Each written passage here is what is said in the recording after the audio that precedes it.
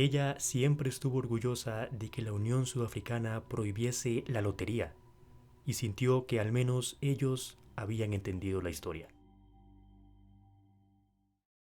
Los relatos de Shirley Jackson, además de ser por sí mismos referentes dentro del género del terror, inspiraron otras grandes obras que ahora son consideradas de culto y tienen un lugar especial dentro del imaginario colectivo. Su estilo introspectivo captura la esencia del horror que se oculta en lo cotidiano, ya sea en la familia, en el trabajo o en la tienda del pueblo. Un peligro intangible que casi nunca se señala, pero que siempre está ahí. Con respecto a su vida no se conoce mucho, pero vamos a recopilar lo que se sabe para responder a la pregunta: ¿quién fue Shirley Jackson? Decía haber nacido en 1919. Sin embargo, los registros de nacimiento indican que lo hizo el 14 de diciembre de 1916. Esta contradicción se debía a la presión social en caso de que se supiera que estaba casada con un hombre más joven que ella. Nació en San Francisco, hija de Leslie y Geraldine Jackson. La relación con su madre fue bastante tensa desde el comienzo, y es que Geraldine decía estar decepcionada al quedar embarazada tan rápido, ya que el casamiento con Leslie se dio con ambos estando todavía jóvenes, y ella esperaba disfrutar de más tiempo a solas con su marido. De niña, Shirley generalmente se veía incapaz de encajar con los de su edad, y pasaba horas escribiendo, lo cual angustiaba a su madre.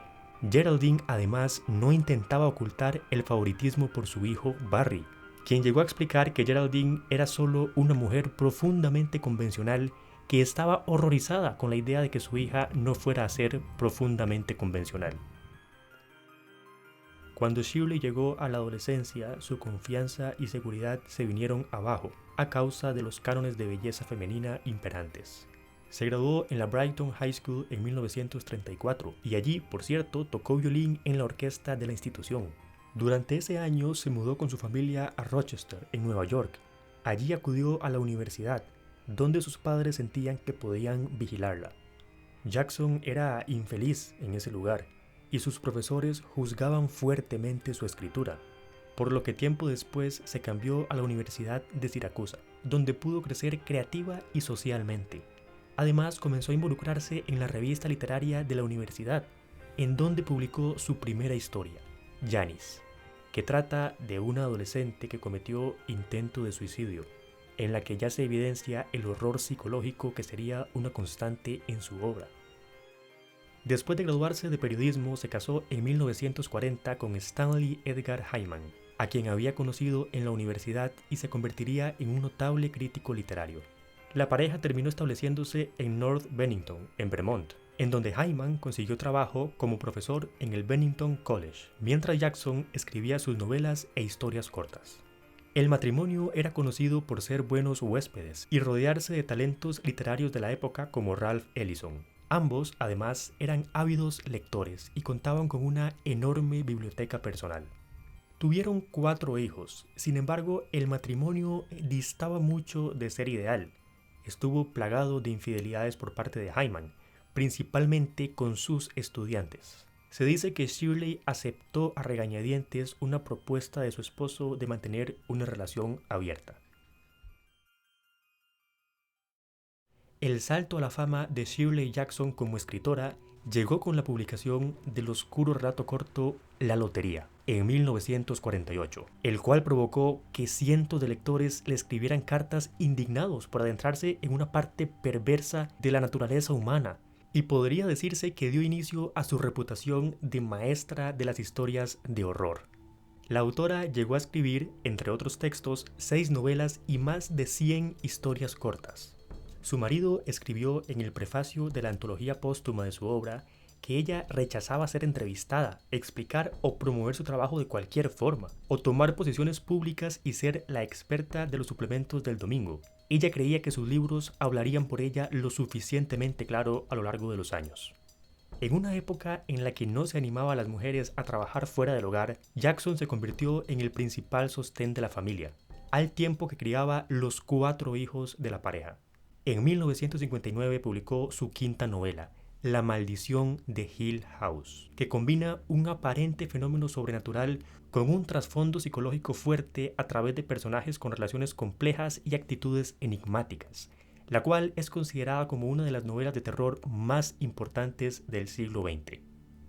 Para cuando se publicó su última novela, Siempre hemos vivido en el castillo, una historia gótica de misterio que, por cierto, fue nombrada por la revista Time como una de las 10 mejores novelas de 1962, la salud de la autora estaba decayendo de forma preocupante. Resulta que a pesar de que el éxito de la lotería y sus trabajos posteriores le habían generado muchas más ganancias que las de su esposo, este siempre controló las finanzas de ambos y le daba a ella solamente una parte de lo que ganaba, según su criterio. También insistió siempre en que ella criara a los niños y se encargara de todas las tareas domésticas. Ante este trato condescendiente, la autora se sentía oprimida por su marido y por el ambiente mismo del pueblo. Su desagrado la había conducido a un creciente abuso de alcohol, tranquilizantes y anfetaminas. Cerca del final de su vida, Shirley acudió a un psiquiatra por ansiedad severa, lo que la había mantenido por largos periodos confinada en su casa. Se le recetaron barbitúricos, que en ese momento se consideraban seguros y ahora se sabe que poseen un amplio esquema de efectos no deseables como lo pueden ser adicción tanto física como psicológica, para aliviar su agorafobia. Además, recibió durante años recetas de anfetaminas para bajar de peso, lo que pudo haber agravado su ansiedad, haciéndolo entrar en un ciclo de medicamentos utilizados cada uno para contrarrestar los efectos del otro. Pese a todo, la terapia parecía estar teniendo resultados positivos en el aspecto psicológico de su enfermedad, y en 1964 comenzó a retomar algunas actividades normales, incluyendo una ronda de charlas en conferencias de escritores, así como la planificación de una nueva novela titulada Come Along With Me. Sin embargo, dicha novela nunca sería terminada.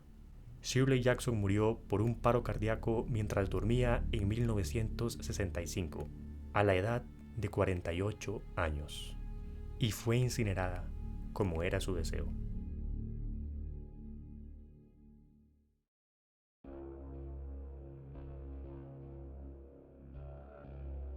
La mayor inspiración de Shirley Jackson fue, evidentemente, su propia vida.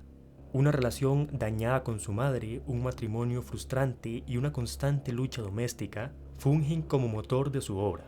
Los fenómenos sobrenaturales no protagonizan sus historias, si es que alguna vez estuvieron en ellas, sino que lo hacen los monstruos, pero los monstruos de la sociedad.